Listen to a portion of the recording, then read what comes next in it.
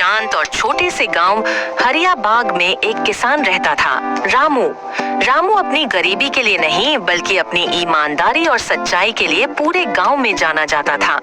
उसके पिता भी किसान थे और उन्होंने ही उसे बचपन से सिखाया था। बेटा, खेत में उगाया अनाज पेट भरता है, लेकिन ईमानदारी इंसान का सिर ऊंचा रखती है।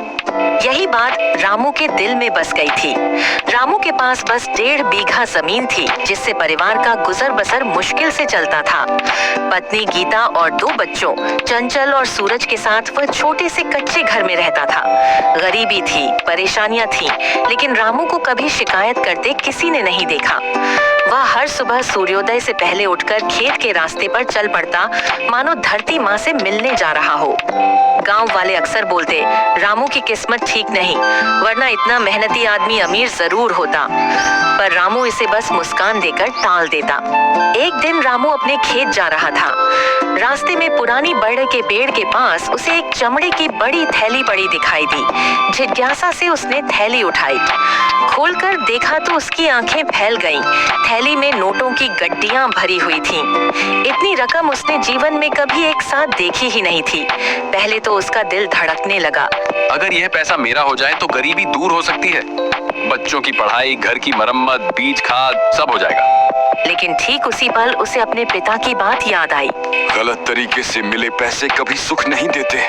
रामू ने थैली को वापस बंद किया और सोचा कि जरूर किसी का कीमती सामान खोया है। उसने तुरंत फैसला किया, मैं इसे मालिक को ढूंढकर वापस करूंगा। रामू गांव पहुंचा और लोगों से पूछताछ शुरू की, पर किसी को कुछ पता नहीं था। कुछ लोगों ने उससे कहा, अरे रामू, जो मिला है उसे अपना समझकर रख ले, ऐसी किस्मत बार बार नहीं आती। कई लोगों ने यहाँ तक कहा कि वह मूर्ख है जो इतनी बड़ी रकम वापस करने की सोच रहा है। मगर रामू ने साफ कहा, मुझे गरीबी स्वीकार है, चोरी नहीं। यह सुनकर सभी चुप हो गए। उसके चेहरे पर ईमानदारी की चमक दिख रही थी। अगले दिन खबर फैली कि गांव के अमीर साहूकार लालचंद का पैसों से भरा थैला कहीं रास्ते में गिर गया है। वह बुरी तरह परेशान था। पैसे उसकी बेटी की शादी के लिए थे। वह पंचायत में जाकर रोते हुए बोला, अगर ये पैसे नहीं मिले तो शादी रुक जाएगी। रामू ने यह सुना और तुरंत साहूकार के पास जाकर बोला, साहूकार जी, कल मुझे यही थैला मिला था, अगर ये आपका है तो पहचान कर ले लीजिए। साहूकार ने थैली खोली और आंसू बहाते हुए कहा, हाँ बेटा, यही मेरा पैसों का थैला है। बेटा, तुमने मेरी इज्जत बचा ली। तुम्हारे जैसा ईमानदार इंसान मैंने जीवन में नहीं देखा। साहूकार ने खुशी से रामू को बड़ा इनाम देने की घोषणा की। उसने कहा, ये लो 5000 रुपए। तुम्हारी ईमानदारी का ये छोटा सा सम्मान है। यह रकम उस समय रामू के लिए बहुत बड़ी थी। कई लोग बोले कि यह इनाम लेना चाहिए, आखिर उसने अच्छा काम किया है। लेकिन रामू ने तुरंत कहा, साहूकार जी, मैं कोई व्यापार नहीं कर रहा था। मैंने जो सही काम किया वह मेरा कर्तव्य था, इसकी कोई कीमत नहीं होती। साहूकार उसकी इस बात से और भी प्रभावित हो गया। उसने कहा, तुम चाहे इनाम लो या ना लो, पर आज से तुम मेरे भाई जैसे हो। गांव के लोग भी रामू की ईमानदारी की प्रशंसा करने लगे। कुछ दिनों बाद साहूकार लालचंद रामू के घर आया। उसने कहा, रामू, तुम्हारी ईमानदारी ने मुझे इंसानियत का असली मतलब समझाया। मैं तुम्हें पैसे नहीं बल्कि ऐसा कुछ देना चाहता हूँ जो तुम्हारी जिंदगी बदल दे। फिर उसने एक कागज आगे किया। वह था 2.5 बीघा जमीन का पट्टा, जो उसने रामू के नाम कर दिया था। रामू हैरान रह गया।